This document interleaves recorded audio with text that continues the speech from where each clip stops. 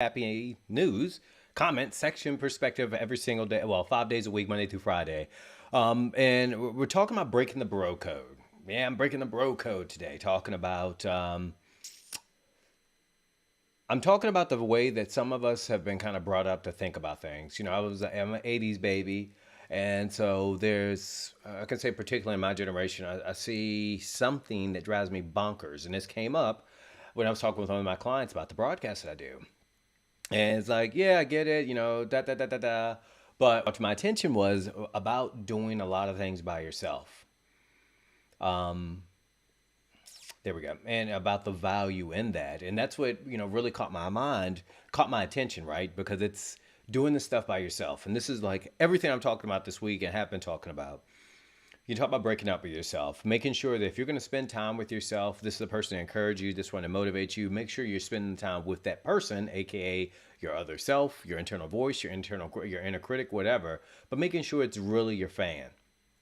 And what was with my client was something we're talking about today is we got to rethink some of this go hard mentality that we have, right? Like where I've got to use shame and guilt and then put all sorts of unnecessary stress and pressure on us.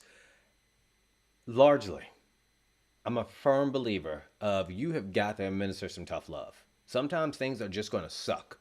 No way around it. Sometimes you have to kiss the ugly baby. Not that anyone's baby is ugly, but you know what I'm getting at. Sometimes it's just the truth. It's not good or bad. It's just the facts. Like I've been saying, sometimes you got to pay taxes. It's the facts. Not good nor bad is what you do. But that has a place for everybody. That has a place for many of us, not for all of us. I wouldn't say everybody, but for a lot of us. And especially, I'm an active guy. I'm always going to the gym, and you can have that same push through and blitz, and constantly remind yourself how much you suck, and constantly remind yourself how much you're not doing, and remind yourself of what you messed up at. And for a lot of us who have been transitioning or in the transition of going from a corporate job to an entrepreneurial job, and you've developed this kind of always push through mentality. And that can work. But there's a couple of factors there. It's a few factors here. The ones I'm going to be talking about is number one, shame and guilt only can get you so far. Straight up, the inner critic loves, thrives, absorbs, it's like a buffet.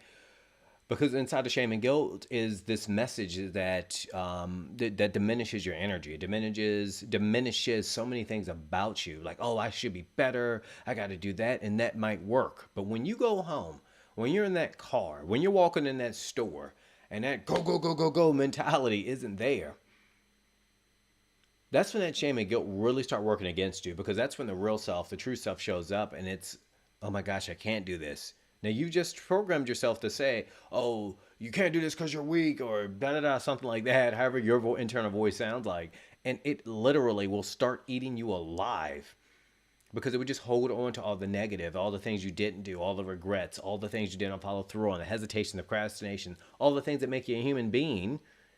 Because as human beings, we experience a lot of different things. So you've got to remember those things really don't help you. And this is why, if you're going to be spending more time by yourself, there are times in entrepreneurship, everyone needs to like straight admit this, you're going to be there by yourself because no one can come to you on all the sales calls or go through just intake sessions, however you run your business. There's aspects where you're going to be siloed. It is important that you are partnered, you are paired with that person who is going to find ways to encourage you. And then going back to the other factors, all right, cool, it's what you're saying to yourself. Another factor, that really pops up is how you are going about leveling yourself up has a half-life. In corporate, you might see, hey, well, great, you did great this quarter, now we're going to the next one. When you're not celebrating things, when you're not encouraging yourself, at some point the bow will break and you will say, why am I even doing this? Because after a while, there's a half-life to this, shame and guilt and all this unnecessary pressure. We have enough pressure as it is. Do you really need more pressure coming from your boss or maybe your clients, customers, from your partner, from your kids, from society? Do you really need more pressure now coming from you? You're never off. And these things start wearing you out. Now, again, you can do this for a time, but the experts are even saying this. After the age of 30, you really don't need that type of motivation to get you going. It does not push you. Things stick in the positive, and this is why I'm always talking about, hey, look, sometimes things are what it is. I'm not about deluding myself, but I am about telling truth and saying, hey, look, if I'm going to do this, I want to make sure that if I'm walking in these woods, I'm with someone who's going to be like, all right, we're going to get through this. And they're talking about, the person I'm walking with is talking about how much fun it's going to be when we're sitting down having burgers or something when it's over, or just reminding myself, reminding both of us how good we are. You are in control of that. So it's make sure you're putting yourself around an environment that if you don't have the right people with you, that you have the right person always with you that's trying to keep you, that is in charge and keep you pumped up. I'm not saying to delude yourself. But I get it, what my client was talking about yesterday, that you do have to, it's, for everyone's a little different. But there is that element of competition out there. And it's good to have a competition with yourself. Competition is not a bad thing. Competition makes you better. Regardless of whatever people want to get at and say, da da da da other, it makes you dig deep. It makes you recognize what you're fighting for. It really reactivates that person in you. Anger, competition can be, they're tools. That competitive nature in you to be the best, it is a tool. It's not something you want to live in, though. So I will never knock that competitive side. I would never knock sometimes getting ticked off, because sometimes we all know that chip on your shoulder can push you. How many things have changed because you got pissed off and said, I'm done with dealing with it? That's what anger is about. It's about change. But you don't want to live there all the time. Hey, I'm pissed off. I'm ticked off. I'm fed up. I'm done. I'm getting this new job. Boom. You don't want to carry that same energy to that new job. So, right? So there's a time for it. And it's a good way to kind of massage it at the beginning. But once you get past that energize and take an action state, that's when we really practice the kindness. That's what I'm talking about. That's when you're like, all right, I can do this, F this, I'm tired of doing that. And you go get the new job. And the first week's not everything you want, but you're determined to make it better. Great. But as you go, just remind yourself, oh, my determination is better. Why? Because I'm such a great person. Because I deserve this. It's because I want this. Because no one here is going to work harder for this. When you kind of tease those types of things in there, it keeps it going.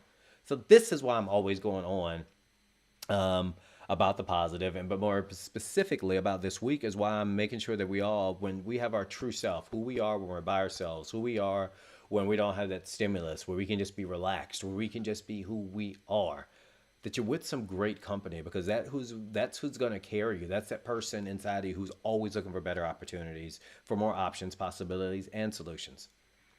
So go out there, have that competitive streak, have that edge to you.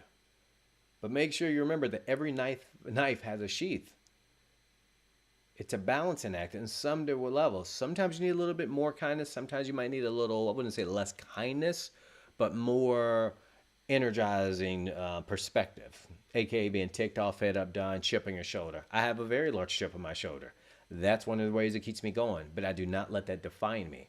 I'm more upset with the fact that being upset that you want to change. When I say upset, I'm not saying angry, but looking at, I see a change that is possible. That's what gets me excited. Like, it's right there.